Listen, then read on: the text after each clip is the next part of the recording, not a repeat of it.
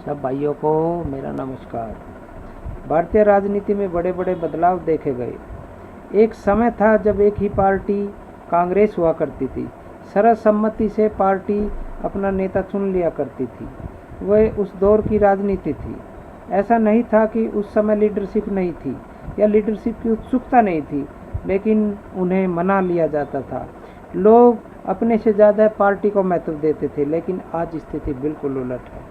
नेताओं की नाराज़गी पार्टी के लिए मुसीबतें खड़ी कर देती है। एक समय ऐसा आया कि कई सारी पार्टियां अपनी चुनावी समीकरण बागी नेताओं की गतिविधियों को ध्यान में रखते हुए बनाती है। हमारे देश का दुर्भाग्य देखो।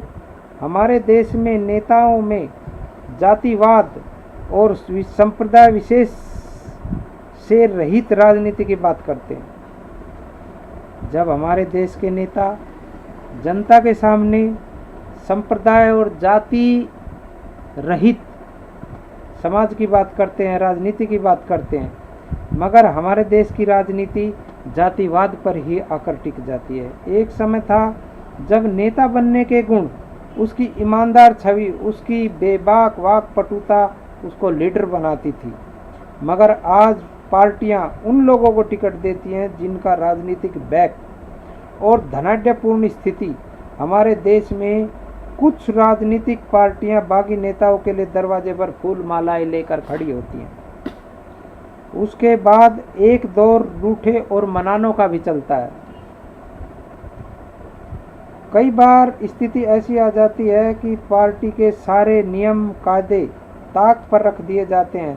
जनता तो बेचारी मूक दर्शक है। तजुर्बे की बात है, खुसर फुसर चलते पार्टियों के झंडे और नारों के साए तले एक पक्का फैसला कर लेते हैं कि फला नेता को हराना है। अपना नेता हम चुनाव से पहले ही चुन लेते हैं और मौका देखकर नेताओं में साठगांठ हो जाती है और पब्लिक बन जाती है काट का उल्लू।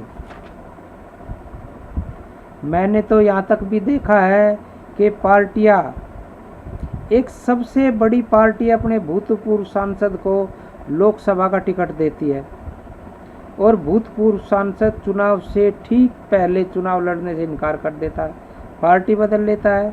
ऐसे में पार्टी अपना दूसरा उम्मीदवार भी नहीं उतार सकती और बेचारी जनता उसकी तो पूछो ही मत। आजकल के दौर में नेता तो पढ़े लिखे हैं, हर सौदे में फ़ायदा ही देखते हैं, वफादारी फाइलों में बंद। जो अपनी ही पार्टी के लिए वफादार नहीं, जनता उससे क्या उम्मीद करे। जनता बदलाव चाहती है, विकास चाहती है, भ्रष्टाचार मुक्त देश, भ्रष्टाचार मुक्त राज्य चाहती है। बदलाव या परिवर्तन की बात करें, देश देख रहा है हिम्मत नहीं आ रही है। ऐसी भी तो राष्ट्र में क्रांति आई है कि जब जनता ने उन्हें उनकी उम्मीद से ज़्यादा समर्थन दिया, जनता ने इनको पलकों पर बैठा लिया। जब जब देश में विकास की बात की गई, भ्रष्टाचार मुक्त क्रांति की बात की, जनता ने भरपूर सहयोग दिया। इनकी स्थिति सरकार बनाने का सपना साकार कर दिया। हमारे देश को कभी सोने की चिड़िया कहा जाता था। इतना संपन्न देश की हर देश की राजाओं की नज़र इसे लूटने पर थी। वो लूटते रहे और हम लूटते रहे। आज हमारा रुपया डॉलर के आगे कितना कमज़ोर और लाचार सा है। देश को लूटने वाले लूट कर चले गए, अब हमारे नेता उसी परंपरा का निर्वाह कर रहे हैं। कितनी बदली है स्थिति। कहते हैं आपको लूटने की ज़रूरत नहीं, हम हैं ना। लूट कर आपको पहुंचाने के लिए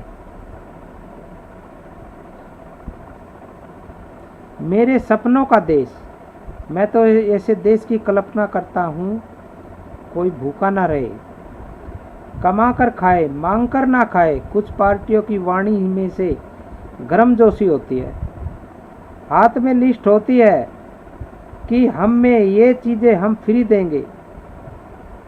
बस फिर क्या था, जनता खुश, सरकार बन गई। अब सरकार सुस्त, कहते हैं भैया 5 साल पहले की सरकार खजाना खाली कर गई।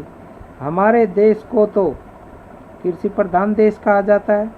तो फ्री वाले वादे क्यों करते हो? करना है तो देश में नौकरी पैदा करो, रोजगार पैदा करो।